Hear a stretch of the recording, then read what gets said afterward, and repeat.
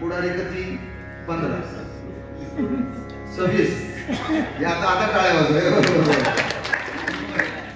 म्हणून ठाकरे साहेब म्हणलं इथे येऊन बसा.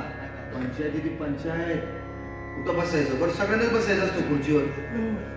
बसायचं कोणाला असतं? सगळ्यांना. उठायचं कोणी? बरं जे असे बसलेले असतात ना परमार्थात लगेच माणूस उठतो. बसा तुम्ही बसा. तिथं नाही हो खुर्ची मुळात मिळत नाही. आणि जर मिळाली तर विष्णुमय जग वैष्णवांचा धर्म वेदा वेद भ्रम. काय सांगितलं? ज्ञान काय दिलं? हे ज्ञान दिलं. वेदा वेद भ्रम अमंगळ. नर नारी बाळे अवघा नारायण. भेद नाही, भेद नाही, भेद नाही, भेद नाही.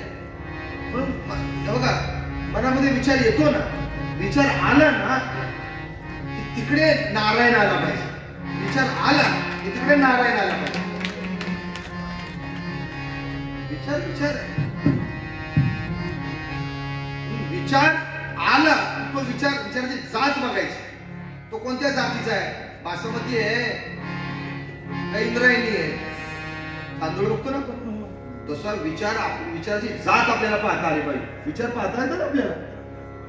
ज्याला विचार पाहता येतात ना त्याच्या जीवनामध्ये कधी दुःख येणार नाही. हे मी तुम्हाला पहिली गोष्ट सांगतो. आणि ज्याला विचार पाहता येत नाहीत पाहोनी विचार आधी ओळखावा. पाहोनी विचार आधी ओळखावा.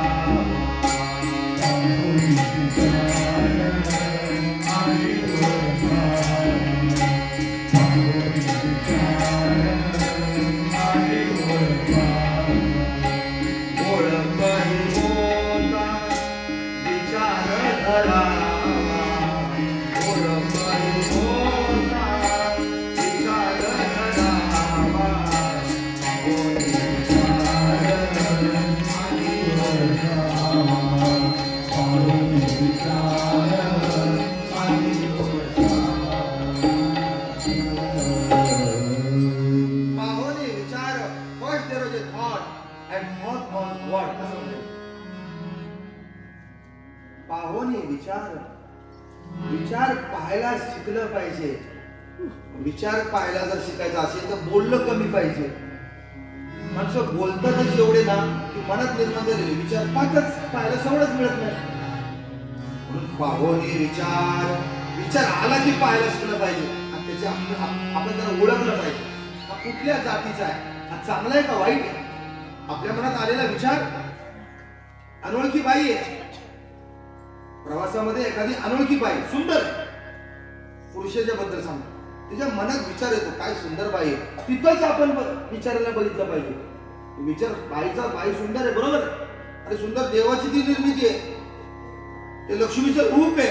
ते रुक्मिणीचं रूप आहे. हा जर विचार लगेच त्या क्षणी जर आला तर दुःख होईल का? साधी गोष्ट आहे.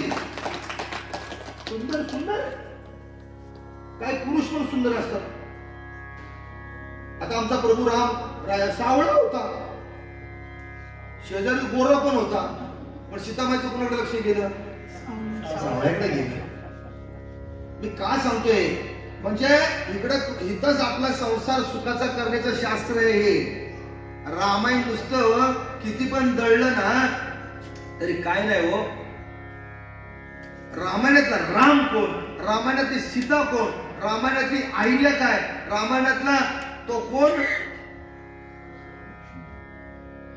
तो कोण? रामायणातला तो रामाला ह्या तीरावरून पलीकडे नेणारा, पहिलं तीरावर घेऊन जाणारा केवळ. तुम्ही सांगितलं कोण आहे? रामायणाची मंथरा कोण? हे सगळे पुढे येणार आहे. काय सांगतोय? शेवटी जनकानं हे सगळं वराडी मंडळी आता झाली भरपूर दिवस राहिलो. 2 महिने ठेवलं होतं त्यांना म्हणून मी एवढा वेळ घेतला. राजा जनकानं जनकपुरीमध्ये आपल्या जावयांना 2 महिने ठेवलं तिथं लग्न झाल्यावर. आता काय करतात? जावायला घराच्या बाहेर नाही गावाच्या बाहेर हॉलमध्ये थांबवतात, घरात नाहीच नाही, गावाच्या बाहेर हॉल असतात आता.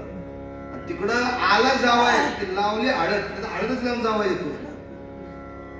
घरला अंतरपाठी टाकल्या अक्षदा की चल बाबा बस गाडीत.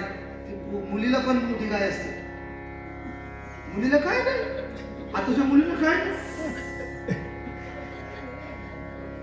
ती आई आपली बघत राहते, तो बाप बघत राहतो, ही बसली गाडी. आणि जर ती गाडी काय ड्रायव्हरच्या काही गडबडीमुळे तू जर गाडी स्टार्ट करायला वेळ लागत असेल किंवा काय होतं, ती मागणं तिला ड्रायव्हरला ए चल चल चल. सियावर रामचंद्र की जय, ओम सीता हनुमान की जय. काय परिस्थिती आली बघा ना, प्रेम राहिलं नाही. ज्यावेळेला सीतामाई निघाली तेव्हा राजा जनक सीतामाईला आपल्या दोन्ही बाहू मध्ये घेऊन डोक्यावर हात फिरवून बाळाचा आपल्या मुलीला कवटाळून डोक्यावर हात फिरवून बाळाचा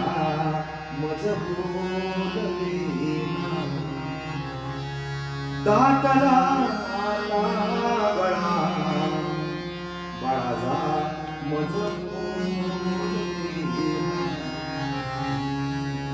तू रहा सौख्यात बाळे, तू रहा सौख्यात बाळे, अश्रू ढाळू दे मला बाळाचा मज.